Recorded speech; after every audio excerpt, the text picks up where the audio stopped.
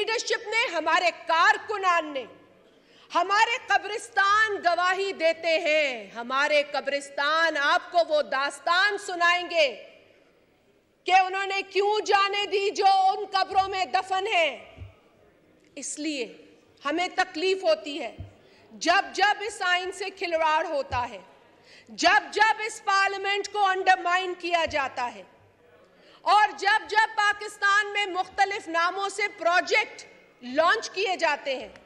कभी मुइन कुरैशी को लाया जाता है, कभी शौकत अजीज को लाया जाता है, और कभी मंचूरियन कैंडिडेट इमरान अहमद न्याजी को लाया जाता है। सर, हम देख रहे हैं क्या हो रहा है, हम देख रहे हैं ये मंचूरियन कैंडिडेट क्या कर रहा है। हमारी आंखों के सामने है जो कुछ हो रहा है। हम अपनी आंखें बंद नहीं कर सकते। जब गमले में एक सियासतदान उगाया गया, उसे इक्तदार में लाने के लिए धांधली के तमाम रिकॉर्ड तोड़े गए, तमाम रिकॉर्ड तोड़े गए। मैं कहती हूं कि पार्लिमानी जबान है, इस्तेमाल करने की आपकी तरफ से बड़ी मैं पाबंद हूं, लेकिन ऐसे ऐसे इस वक्त अल्फाज उस धांधली को बयान करने के हवाले से जहन में आते हैं कि जो शायद पार्लिमानी लिहाज से भी दुरुस्त ना हो। नूर आलम साहब समझ रहे हैं क्योंकि उनके चेहरे पे मुस्कुराहट है। सर, पार्लियामान से इख्तियारात छीनने की यह साजिश की जा रही है, और जो घटिया हथकंडे इस्तेमाल किए जा रहे हैं, इदारों को जिस तरीके से पहले इदारों को, क्योंकि सर इदारे बिल्कुल बरी जिम्मा नहीं है अपनी गलतियों से। पाकिस्तान की एक चेकर्ड हिस्ट्री है। पाकिस्तान की जो चेकर्ड हिस्ट्री है, इसमें मिलिट्री इंटरवेंशंस हैं। पाकिस्तान की चेकर्ड हिस्ट्री की मिलिट्री इंटरवेंशंस में सिर्फ मिलिट्री नहीं थी जो इंटरवीन करती थी, उसके साथ पाकिस्तान की जुडिशरी ठप्पा लगाती थी। वो ठप्पे लगा लगा के पाकिस्तान की जमहूरियत को कमजोर करती रही। 4 अप्रैल अभी गुजरा है ऑनरेबल स्पीकर, 4 अप्रैल पाकिस्तान का वो तारीखी, वो काला दिन, जिस दिन न सिर्फ पाकिस्तान के अजीम लीडर बल्कि दुनिया के एक अजीम लीडर कायदे अवाम जुल्फिकार अली भुट्टो को फांसी चढ़ाया गया, उन्हें शहीद किया गया। कैसे शहीद किया गया?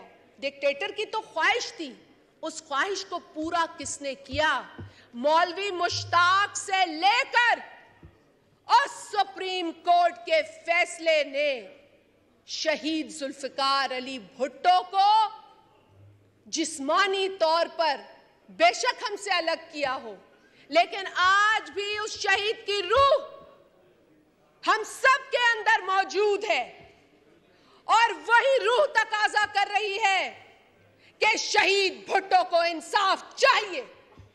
इसी अदलिया से इंसाफ चाहिए, इसी सुप्रीम कोर्ट से इंसाफ चाहिए।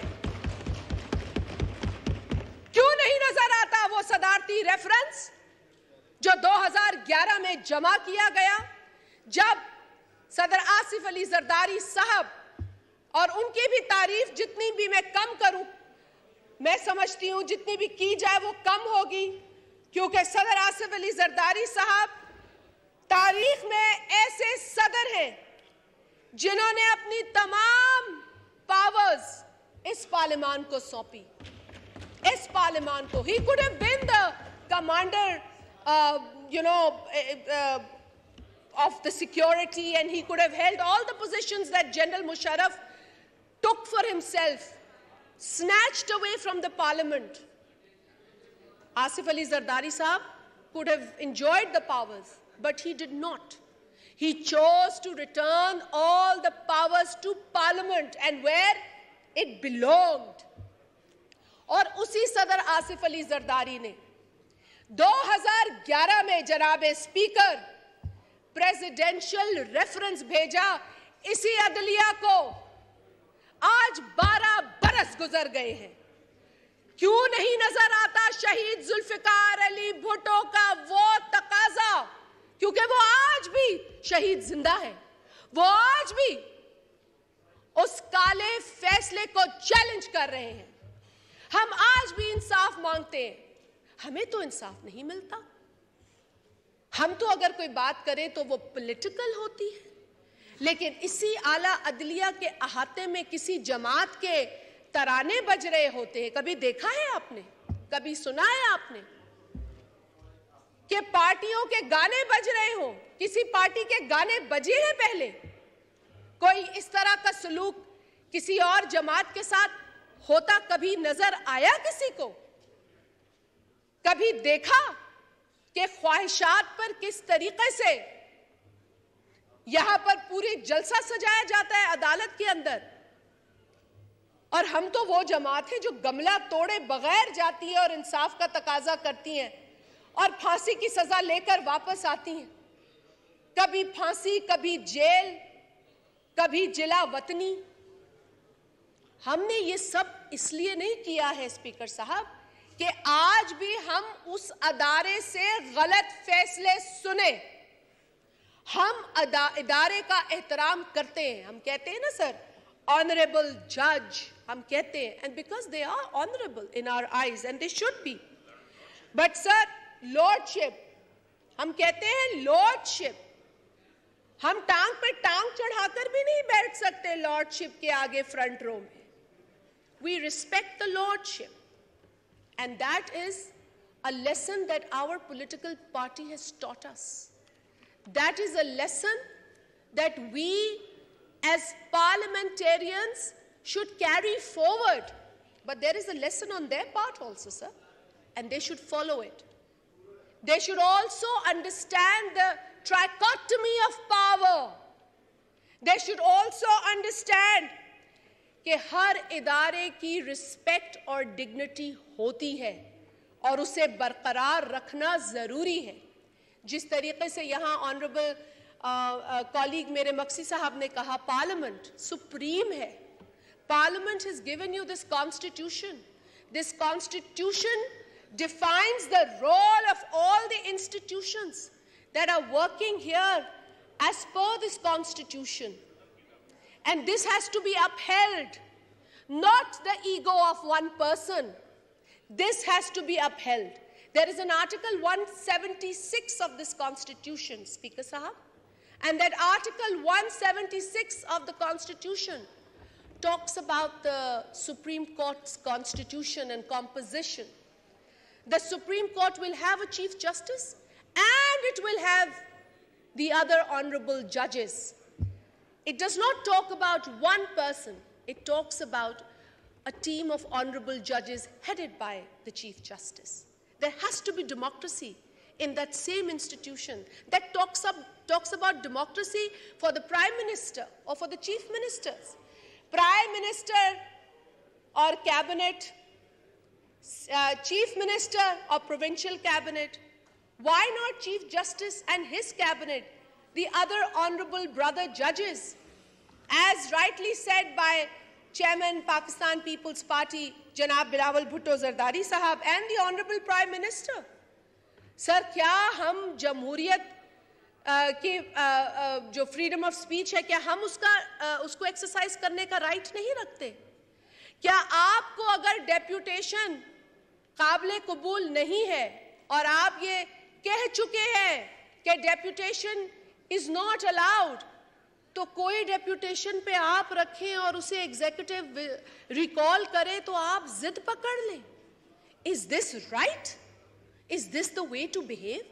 Is this the example that an honourable institution of Pakistan is setting?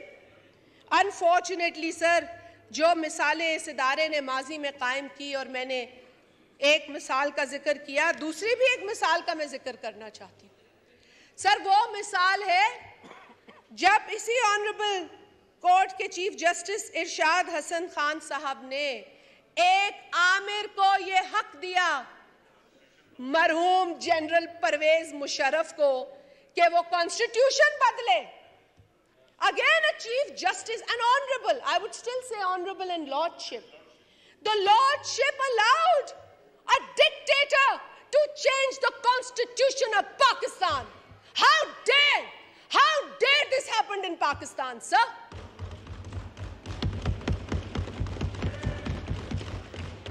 It's a shame. People don't know this. Our children should know this. My daughter should know this. My son should know this. Sir, the being honorable warrants that honorable treatment from the other side as well. There is no honor in allowing a dictator to change the constitution. There is no honor in hanging the sitting Prime Minister of Pakistan. There is no honor in these things, sir. But we are hell-bent कि हम आज भी honorable बोलेंगे, because हम अपनी तरबियत के और अपने ज़र्फ से चलते. We are not going to disobey that. But we are not going to remain silent anymore. We are not going to give up what we gained in so many years and after so many sacrifices and so much bloodshed. We will not give up on that. And I assure you with complete confidence, Mr. Speaker, that we shall struggle for the dignity of Parliament, for the sanctity of Parliament, and for the dignity of this Constitution. This is the most important document. This is a social contract that is stamped by multiple parties of Pakistan, unanimously agreed upon. I have the honor, because my father signed on the document. यहाँ पर मेरे colleagues बैठे हैं. Their fathers, parents signed on the Constitution. हमें कोई तो discipline रखना है ना सर. हमें कोई तो मतलब fascism को promote किया जा रहा है. और ये गलतियां पहले भी हुई हैं और उसके बाद बैन लगा देते हैं. हुई है कि नहीं? तो आप इतना फैशिज्म को प्रमोट ना करें और ना तकवीयत दें इस फैशिज्म को कि पाकिस्तान का जो सोशो पॉलिटिकल फैब्रिक है वो पहले ही जिसको बहुत फिक्सेशन की जरूरत है वो और मजीद खराब हो. सर क्या काम है इनका? क्या काम है इनका रेंटल पावर उठाने का? क्या काम है इनका वाटर कमीशन बनाने का? क्या काम है इनका डैम के फंड इकट्ठे करने का? क्या काम है इनका कंट्रोवर्शियल डैम को बनाने का ऑर्डर देने का? क्या काम है इनका PKLI हॉस्पिटल के हवाले से? इनका क्या इंटरेस्ट है PKLI हॉस्पिटल में? क्या काम है इनका नस्ला टावर गिराने का, जहां लोग रोते गिड़गिड़ाते रहे, जहां लोग बर्बाद हुए, बेघर हुए हजारों की तादाद में? वो फैसला लोगों के हक में नहीं आया. लेकिन one constitution avenue was regularized. It's a shame. उस औरत की सिसकियां किसी को सुनाई नहीं दी नस्ला टावर पर, जो रोती रही और रोते रोते मर गई वो औरत. Nobody saw that. But one Constitution Avenue was regularized. Sir, हम किसी की तौहीन नहीं कर रहे, हम सिर्फ आईना दिखा रहे हैं. अगर आईना बुरा लगे तो वो मेरे इख्तियार में नहीं है. आईना देखें, सीखें, समझें. You made these mistakes. Sir, मुझे जितना गुस्सा इस डैम फंड पे आता है ना, मैं आपको बयान नहीं कर सकती. You would have to allow a whole day for debates in this house so that we can vent that. We can even ask where is that money, because कुछ लोग बेवकूफ बने, कुछ बेवकूफ बन के उस फंड में अपना हिस्सा उन्होंने डाला. अनफॉर्चुनेटली आज वो लोग भी पूछ रहे हैं किधर है डैम. डैम फूल बना गए लोगों को डैम फंड के नाम पर, and nobody is holding them accountable. They can do anything with this country and nobody wants to hold them accountable. They are not willing to give relief to the people of Pakistan, but they are willing to keep on denying the existence of this parliament and the legislature. And that is unfortunate, sir. Why I say this? I say this, sir, because मैंने पहले आपसे कहा कि फैसले जैसे हमें कहा जाता है ना, ऑनरेबल प्राइम मिनिस्टर की कैबिनेट से मुशावरत हो, ऑनरेबल चीफ मिनिस्टर्स की उनकी कैबिनेट से मुशावरत हो. इसी तरह सर लार्जर जो बेंचेस होते हैं या वो जो 15 का बेंच होता है, उसका भी एक मकसद होता है ना. उसका मकसद क्या होता है सर? उसका मकसद ये होता है कि आप बैलेंस, एजुकेटेड और इक्विटी बेस्ड फैसले करते हैं। इक्वालिटी, फुल बेंच, वो फैसले जो होते हैं ना उसमें इक्विटी नजर आती है, इक्विटी नजर आती है। And sir, I as a citizen of Pakistan have the right to comment on the conduct. Why? Because if I have the right to comment on the conduct of the Honorable Prime Minister, I can also comment on the conduct of an Honorable Judge if he's not following what he's supposed to do. Sir, क्या मकसद होता है मुशावरत का? हाँ, lordship, मुझे पीरजादा साहब कह रहे हैं लॉर्डशिप का, मैं तो लॉर्डशिप कहने को तैयार हूं, लेकिन लॉर्डशिप की गलतियां भी बतानी पड़ती। सर, मैं जो एग्जीक्यूटिव और जुडिशरी की सेपरेशन है, मैं उसमें यकीन रखती हूँ, मेरी जमात उसमें यकीन रखती है। आर्टिकल 175(3) ऑफ द कॉन्स्टिट्यूशन इधर है, किसी के पास इस वक्त किताब हो तो खोल के पढ़ ले। There has to be separation between the judiciary and the executive, and we all agree on this point. But sir, ये भी तो मानना जरूरी है और समझना जरूरी है, मानना चाहिए कि जिस तरीके से एग्जीक्यूटिव को जुडिशरी में मुदाखलत नहीं करनी चाहिए, और मैं मानती हूँ लॉर्डशिप की किसी बात में मुझे मुदाखलत नहीं करनी चाहिए एज एग्जीक्यूटिव, इसी तरह सर लॉर्डशिप को भी एग्जीक्यूटिव के मैटर्स में मुदाखलत नहीं करनी चाहिए। That is the beauty of separation. ये सेपरेशन एक तरफा क्यों है? Why is it that just the executive can not intervene in the matters of judiciary and the judiciary can keep poking in the matters of executive? Why does this happen, and why is this happening? Sir, they can't run the government because they are not mandated to run the government. They can't dictate the legislature because they are not mandated to dictate the legislature. We are dictated by the people of Pakistan. We are chosen representatives as the preamble of the Constitution by the people of Pakistan. We will go back after the 5 years tenure, and we will be held accountable in the court of people, not in the court of CJ. We will go back, and for 3 months we'll do that. Yes, we'll get the time. That's the constitution का जो spirit है वो समझने की जरूरत है। ये pick choose ये करा दो। अच्छा, वो vote of no confidence parliament से जो था वो गैर आईनी था, और 90 दिन में ये इलेक्शन करा दो वो आईनी है। This doesn't happen like this. वो जो लोग ड्रम बजा रहे हैं ना 90 दिन का, उनसे कभी कोई सवाल करे कि जो तुम्हें इस पार्लियामेंट से इसी आइन के तहत आईनी तरीके से निकाला गया, तुम उसको क्यों गैर आईनी कहते हो? गैर आईनी तो वो अमल था जो इस कुर्सी पर बैठकर एक साबिक डेप्यूटी स्पीकर ने किया, जब उसने वोटिंग ही नहीं कराने दी वोट ऑफ नो कॉन्फिडेंस पे, जो इस आइन का तकाजा है। He couldn't have avoided it, but because उसे पता था कि उसका क्या होना है, तो उसने immediately एक गलत ruling the, and then immediately the president, who's still the president, I respect the position of the president, the post that he's holding now. So he is honorable for me. But what he's doing is not honorable. What he did was not honorable. He dissolved the assembly, which was not honorable. That was an unconstitutional move. और अदालत unconstitutional जो कहते हैं ना sir, black and white, it was black and white. No court could have decided otherwise. No court. So today it is again a test of institutions. And sir, मैं आपको, मुझे 2-4 minute दीजिएगा सर। सर, मैं आपको सिर्फ